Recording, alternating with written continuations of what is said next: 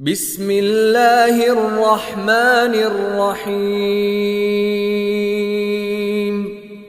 القارعة ما القارعة وما أدراك ما القارعة يوم يكون الناس كالفراش المبثوث وتكون الجبال كالعهن المنفوش فأما من ثقلت موازينه فهو في عيشة راضية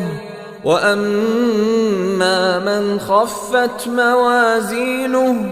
فأمه هاوية وما أدراك ما هي نار حامية